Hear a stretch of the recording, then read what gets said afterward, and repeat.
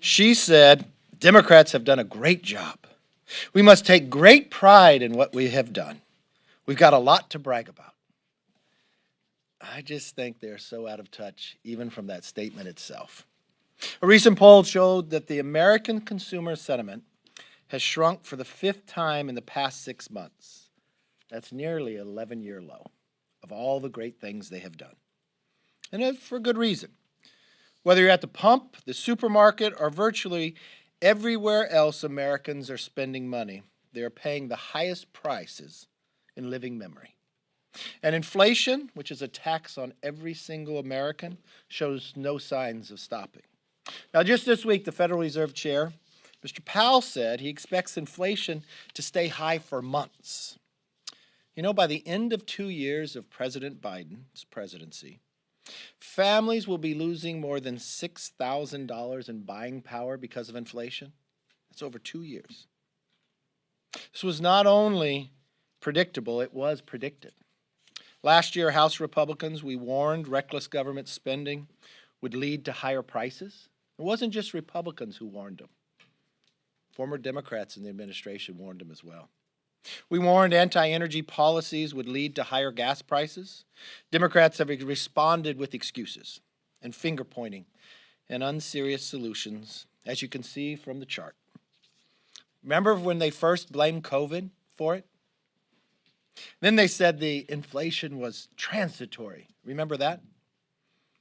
And now it's Putin's fault. You know, I just filled out my bracket for the NCAA.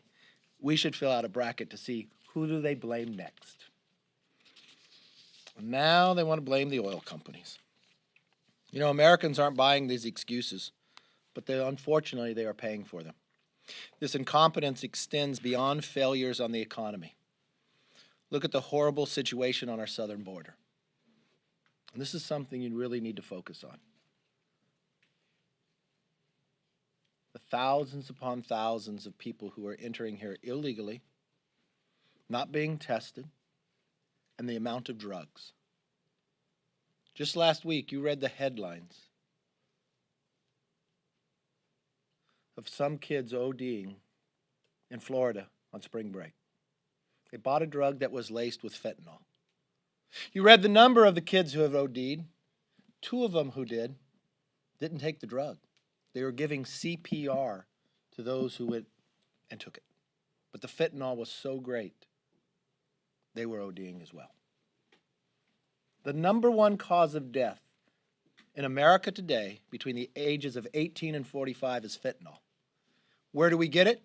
It comes from China through the Mexican border.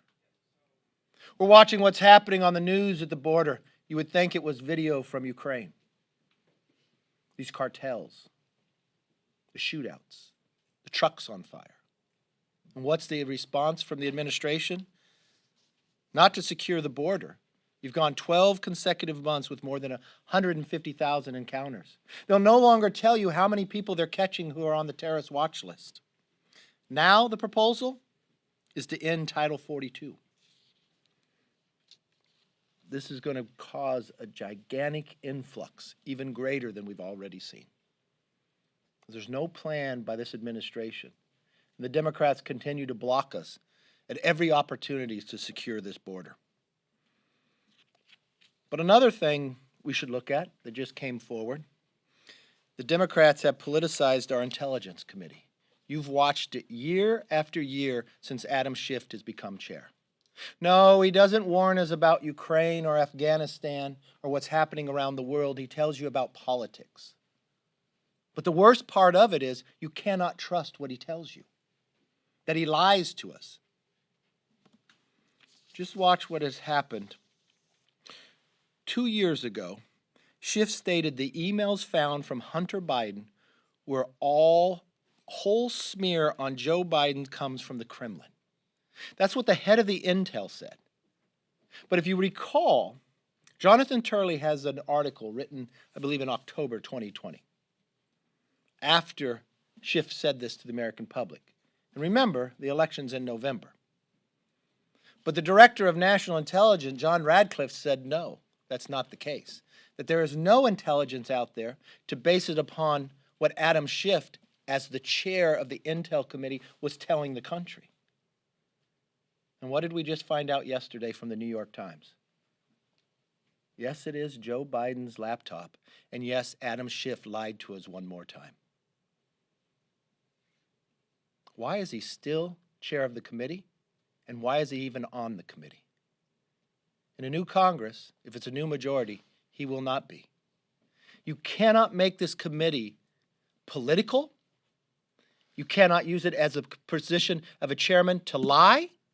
And you should be focused on what the American people want you to be focused on around the world. How did you miss Afghanistan collapsing? How did you miss Ukraine? How have you missed every single part? Why? Because you're out lying about an impeachment and everything else.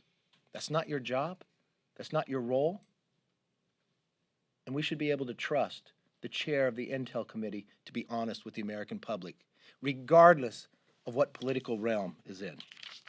With that, I'll take questions. How are you feeling? Feel okay. Thank you very much. You want to join the pool? Who do you think they blame next? I don't know. You tell me. It'll be someone, though, huh? All right, go ahead. Thanks. One of your colleagues, Madison Cawthorn, called Zelensky a thug. He also suggested they're pushing disinformation. Have you spoken to him, and Yes. do you support his reelection? Madison is wrong. If there's any thug in this world, it's Putin. You just watched Putin with Russia directing Russia bomb a maternity ward. We watched yesterday in a theater that's identified in the front and the back from the air that you're housing children. Bomb. This is atrocious. This is wrong. This is the aggressor. This is the one that needs to end this war. This is the one that everybody should unite against. Do you support his reelect? Yes. So you mentioned Democrats are now blaming oil companies for the rise in gas prices. The chair of the Energy and Commerce Committee has wrote letters to Exxon, Chevron, BP, and several other oil gas executives. Their argument is that that the price of oil, the barrel price, has gone down below $100, but gas prices remain over $4 a gallon nationally. Do you believe there's any merit to that argument that oil companies are not giving the breaks to consumers? It just begins to go to show how they don't understand the industry. Things don't change overnight. You've got to produce the oil, you sell the oil, you have to refine the oil, and you pass it through. When the Democrats proposed, you first had the Democrats who led the party, Joe Biden, in his campaign for president, said he would eliminate the production of crude. You then had on the very first day when he got into office, ending a pipeline. So you add transportation to that. And when inflation goes up, if you can't move it by a pipeline, you got to put it in a truck, or you got to put it in a tanker if you bring it from somewhere else. That costs a lot more. You can't get things off the port, so they raise the price themselves. Secondly, when they called in all the CEOs, you know what their number one question was? Will they pledge to produce less? So if they took the advice of why they were called in, why they had to swear in under oath, and the questioning from the majority party, will you promise to produce less like Europe? And where is Europe today?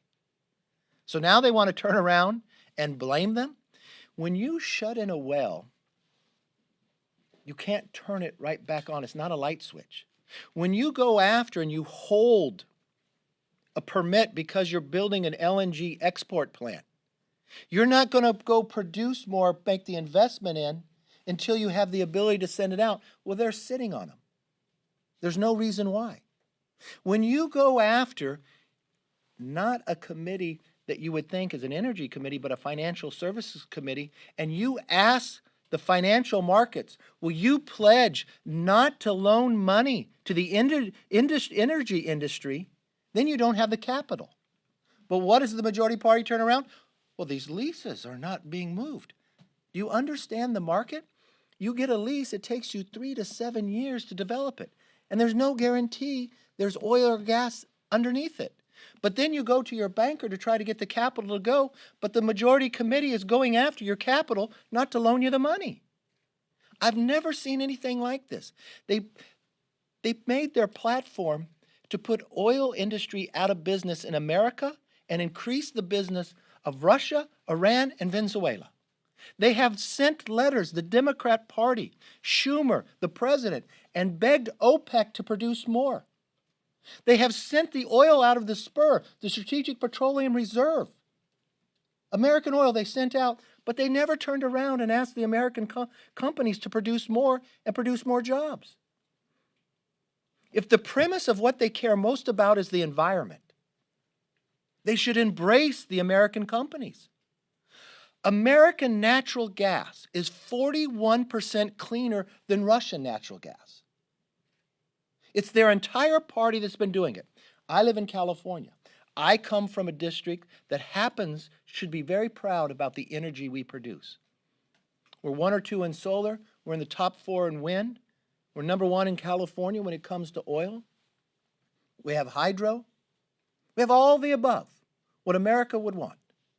But when Gavin Newsom came into office, he's used his executive orders to shut down the ability to lease. And the one thing you have to understand, if you understand the industry, every day that you're pumping, you're depleting. So you have to do something to discover more. That takes investment. But they go after the capital where you can't. You have to do something to get the core open. You either steam it, you frack it, but they've gone after those companies where you can't frack or others to try to put you out. We produce 89,000 barrels a day in California less because of Gavin Newsom, 20% decline. But you know who gained in all that? Because you still provided the oil, Putin. We now increased, you get 50,000 barrels a day from Russia instead of an American job with cleaner energy done in a more environmentally sound way because of policies of Democrats. And they turn around and see the price is high. We have warned them about this time and again based upon their policies. Last week I showed you the video where for every day Biden has been in office and every time he took an action that was going to harm the energy industry, we showed you the prediction of what would happen. Well, that day has come, and I'm sorry, they're out of excuses. Every action they've taken has put us in this place. Yes, sir. Do you think, so they had to pull their COVID relief from the omnibus last week. Mm-hmm. Do you think... Brilliant move on their part. Do you think that you need more COVID? I mean, what's your view right now? Look, there's certain things you need to deal with COVID, and the unique part is there's plenty of money already out there that has already been appropriated, more than $300 billion. You don't need $300 billion worth of new COVID items. They even admit that. The money's already appropriated and hasn't been spent. That's where they should use it. The challenge is their progressives and their socialists in the party only want to spend more. So they've created this problem themselves, and they created an issue that they're going to have a hard time solving. Last question. McCarthy, Republicans are about to head down to Florida. Last year, you stood on a stage and said Republicans were more united than ever, and then the whole fallout with Cheney just started to happen during that retreat. What are we going to see this year? You won't see any fallout now. Yeah. Following up on Manu's question, beyond cost. What was his question again? His question was about Madison Cawthorn. Oh, yeah. Zelensky and Doug, but 8 of your members voted against trade sanctions yesterday. 15 voted against oil sanctions last week. One of your members put out a Twitter thread on what she referred to as NATO Nazis. Are you worried that a small group of vocal right-wing members with very large platforms are going to cloud the GOP's otherwise overwhelming support for Ukraine? No. Next question. Yeah. I also had a question about the 8 Republicans, but more about the substance of what they were talking about. All of them said they were concerned about a provision in the Magnitsky sanctions portion of the bill. Yeah. That would allow the president to... Did anybody report it that way? Huh? Did anybody report it that way, though? Everyone did. Oh, okay. Yeah. Well, his question didn't align that way. He didn't even ask about Zelensky. Well, they were concerned about the Magnitsky sanctions portion. They thought that it would allow the president to sanction any foreign person deemed complicit in human rights abuses. Congresswoman Boebert said that she was worried Biden would sanction people who simply hold traditional views of life and family and don't like abortion. I mean, what do you make of those concerns? Do you share them at all?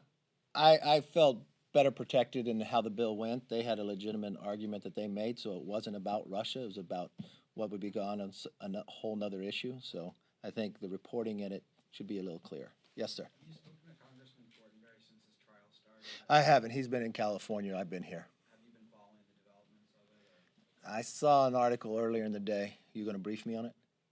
Oh, okay. Sorry. Anything else? Yes, ma'am. Looking ahead to the retreat in Florida next week, given that the Are you coming? I am. All right.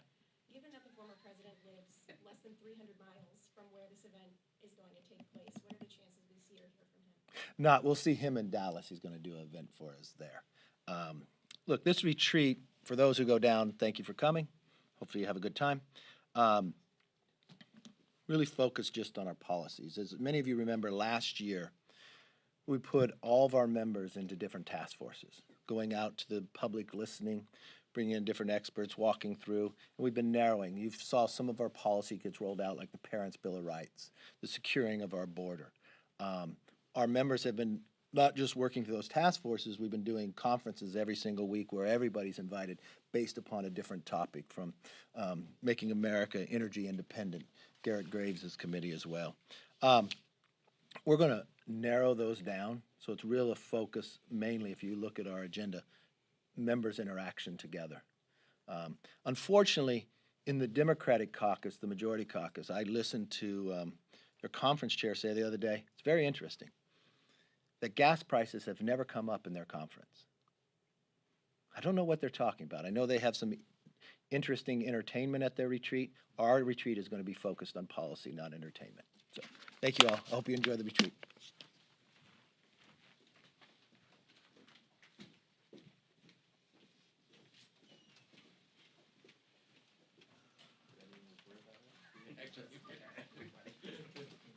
Great job, everybody.